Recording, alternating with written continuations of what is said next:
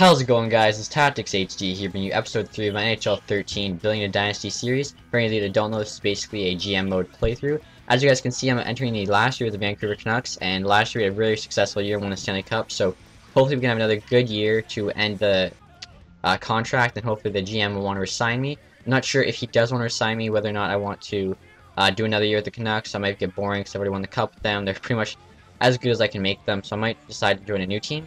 As you guys can see right there is the All-Star game. We had Kevin BX on it. And right here, Jordan Wheel, a pretty good prospect, 4-star potential, 72 overall, was put on waivers by LA Kings, so I snatched him up. Now in the playoffs, I finished the regular season's 42-34-6 record, and we played the LA Kings in the first round, so kind of bringing back some memories from the playoffs this year. And after the first game, I had some people get healthy, get injured, stuff like that, so I was just editing the lines. I wanted to try to make sure my best players were ready to go.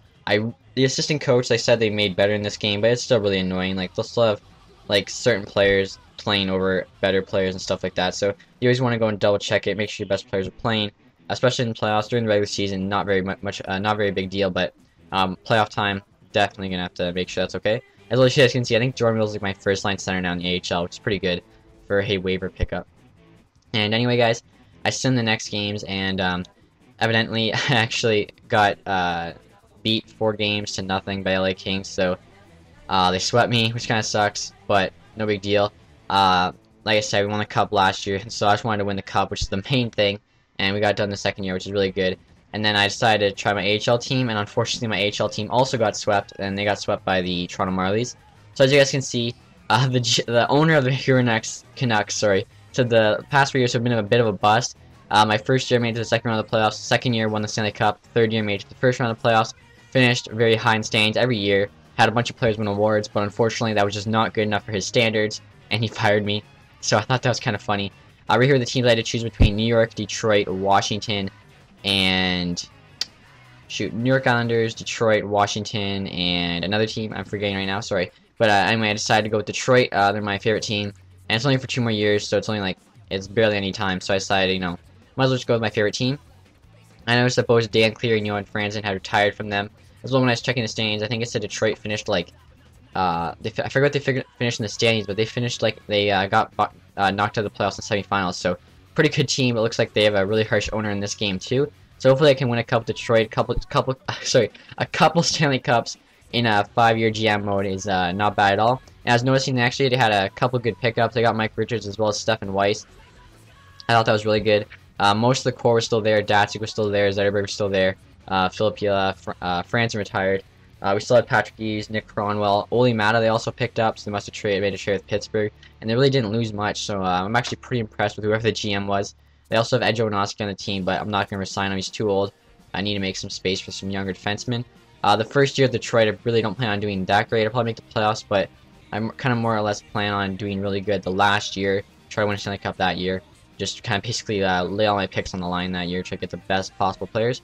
So in the first round of the draft, I had like the 26th, 27th pick.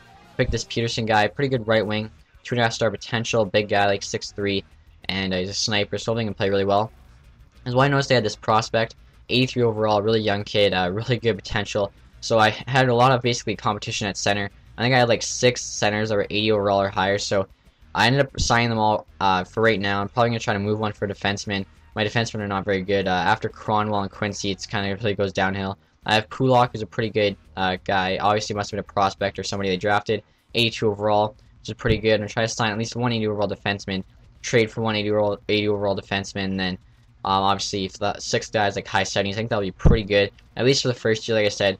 The second year with Detroit, the last year of the GM mode is really going to make my big push and try to win the Cup. Basically, any prospects that aren't going to be starting in the NHL are going to be out the door, since there's going to be no more, since the GM mode will be over after that. And right here, guys, I'm basically just re-signing everyone. A lot of guys I noticed had some ridiculous contracts. Mersak, 82 overall, he's got like an almost $4 million contract, so that's kind of unfortunate, but luckily the salary cap keeps going up, so we have more room to work with, but still, I don't really like it when they sign like 82 overall guys for that much money, because usually they're guys that kind of aren't good enough to play a second line, and if they're not like a two-way forward or a grinder, they're really not supposed to play third and fourth line, so kind of puts you in a tough spot. But for right now, I think Mersak should be a second line left wing until I get somebody better, or unless I have a center play that spot. I'm not exactly sure what I'm going to do.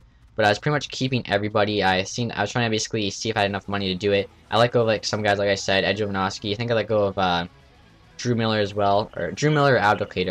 I remember I let go of one and kept the other. I think I kept Abdelkader, let go of Miller. They're basically the same players, and I didn't need both of them. Right here, I made a really good pickup. 80 overall defenseman, 26-year-old, really nice prospect, lots of potential. And he only cost me like $2.5 million. He's going to play second line defense, so that's really good. As you guys can see, 4 centers down the middle are really good, and Helm's on the bench. So like I said, probably going to trade Filppula and put Helm as 4th line center. Right here's the stats: 4.5 offense, 4.5 defense, 4-star goalie. So looking pretty good, guys. I hope you enjoyed the video. Make sure to stay tuned for more. If you did enjoy it, please leave a like. Besides that, guys, thanks for watching. Have a nice day. Goodbye.